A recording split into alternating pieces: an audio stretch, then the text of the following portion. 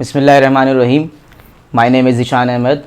अपने channel conceptual physics में अपने वीडियो पार्ट 3 की तरफ मूव करेंगे। स्टूडेंट्स, हमने पार्ट 2 में जो लास्ट टॉपिक अपना एंड किया था वो एम्पियर्स लॉ का कॉन्सेप्ट हमने डिमोस्ट्रेट किया था और रिगार्डिंग फिगर हम बात कर रहे थे।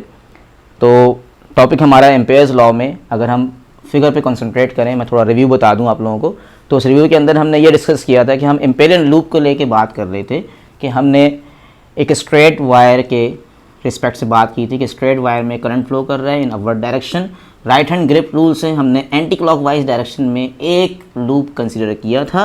दैट एम्पेरियल लूप को हमने क्या किया था, डिफरेंट पैचेस में मुख्तलिफ छोटी छोटी लेंथ में डिवाइड किया था। We divide the whole Amperian loop into a small patches each of length as delta L1, delta L2, delta L3, delta L4 and so on to the nth patches as delta Ln as vector quantity। क्योंकि जो छोटा patch हम ले रहे हैं वो बहुत ही infinite similar length का है और बहुत ही छोटी लेंथ पे अगर आप देखें तो आपका वो लेंथ क्या है, दैट इज स्ट्रेट एनफ और dealing as a vector length delta L1, delta L2, delta L3 and delta Ln।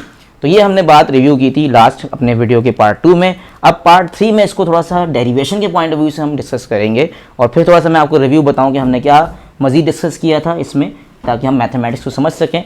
आपने कहा था कि हर पैच एज अ वेक्टर इस डायरेक्शन में आ रहा है और उसी लाइन में हमारे पास क्या वेक्टर बी इन्वॉल्व है एज मैग्नेटिक फ्लक्स डेंसिटी। तो B and delta L1, B and delta L2, B and delta L3 and to nth patches B and delta Ln, they are in the same direction। means कि B is parallel to delta L for every patches।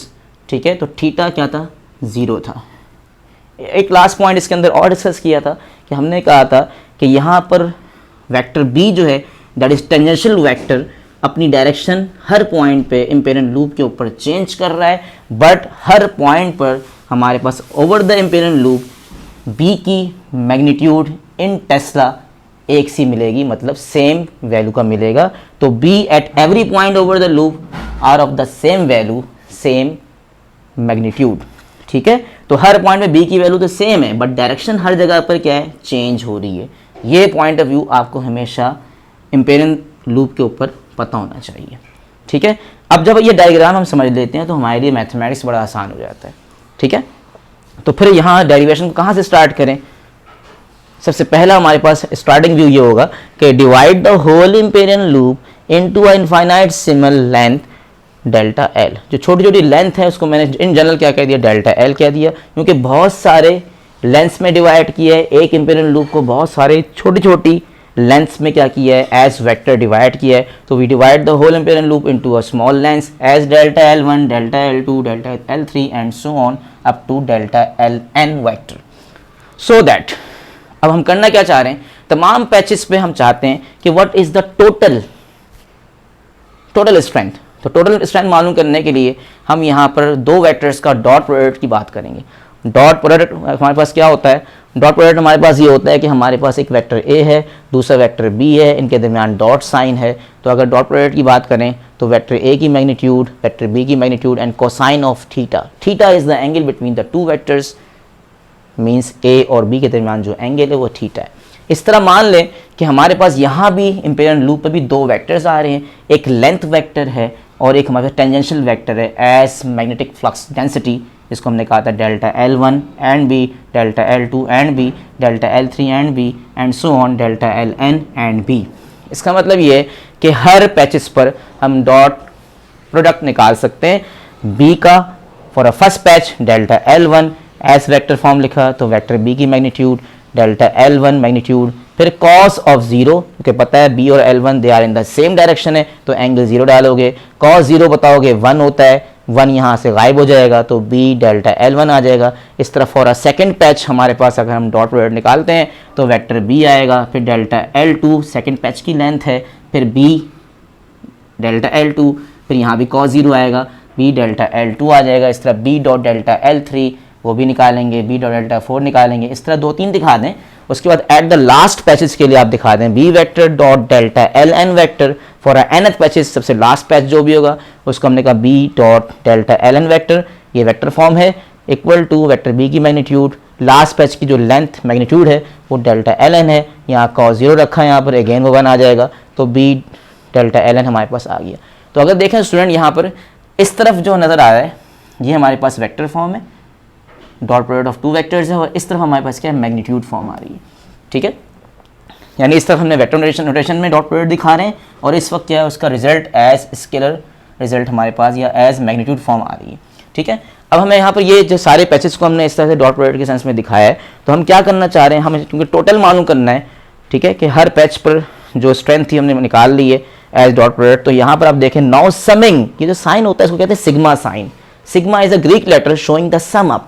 तो हम ये चाहते हैं कि सारे dot products की addition कर लें, क्योंकि ये हमारे पास स्केलर क्वांटिटी है, तो स्केलर को सिंपली लीनियरली ऐड कर सकते हैं। लीनियर माने होता है सादा तरीके से, सिंपल तरीके से ऐड करो, 2 + 2 4, 4 + 1 5, 5 + 2, इस तरह से सिंपल ऐड कर सकते हैं। तो मैंने कहा कि as dot product of 2 vectors, क्योंकि स्केलर मिलता है रिजल्ट, तो इनको simply adding in a linear way add कर लें। तो now summing over these products, तो मैंने लिखा B vector dot delta L1 plus B dot delta L2 as vector form and so on, B vector dot delta L, यानी ये वाली side सारी ऐड कर देंगे। तो इनके रिजल्ट्स जो राइट हैंड साइड पे आ रहे हैं ये भी एडिशन फॉर्म में आ जाएंगे। देख लें, B delta L1 plus B delta L2 and so on B delta LN, 2-3 दिखा के आप डॉट्स लगा के आगे बी डेल्टा LN लिख दें। ठीक है, तो ये वाली फॉर्म वेक्टोरियल फॉर्म में दिखाया है, और ये मैंने क्या क्या दिखाया है, मैग्नीट्यूड्स फॉर्म में दिखा दिया। अब सिंपल मैथमेटिक्स करेंगे, यहाँ पर आपको नज़र आ रहा है यहाँ पर, क्योंकि मैंने कहा था कि इम्पीरियल लूप के को देखें तो इम्पीरियल लूप के ऊपर हमारे पास हर पॉइंट पर स्ट्रेंथ ऑफ बी सेम है, यानी स्ट्रेंथ का मतलब magnitude of the value of B is are of the same value, but direction में हर पॉइंट पे क्या था, फ़र्क था, जो आपको फिगर में दिखाया। यहाँ अलग डायरेक्शन है, यहाँ अलग डायरेक्शन है, यहाँ अलग डायरेक्शन है। तो अगेन कि वैल्यू ऑफ बी तो over the loop her point पे सेम है, तो मैंने यहाँ से बी को कॉमन निकाला, लेकिन पैचेस लेंथ जब मैं बी कॉमन निकालूंगा तो आएगा क्या, delta L1 delta L2 delta L3 and so on delta LN। ठीक है, ये सारी पैचेस की एडिशन हो रही है। तो अभी हमने थोड़ी देर पहले बायो-सावर्ट लॉ में ये कॉन्सेप्ट जनरेट किया था, अगर सारे पैचेस को सारे टुकड़ों को अगर आप मिला दो तो you will get a whole circumference of the circle which is equal to 2πr। तो मैंने यहाँ पे ये लिखा, since sum of all the patches length having magnitude 2πr which is called a circumference of the circle. इसका मतलब पूरे loop के तमाम टुकड़ों को दोबारा मिलाओगे तो दोबारा सर्किल बन जाएगा, और तमाम पैचेस की एडिशन हो के हमें 2πr मिल जाएगा। तो ये जो हमारे पास फैक्टर आ रहा है ये बन जाएगा 2πr।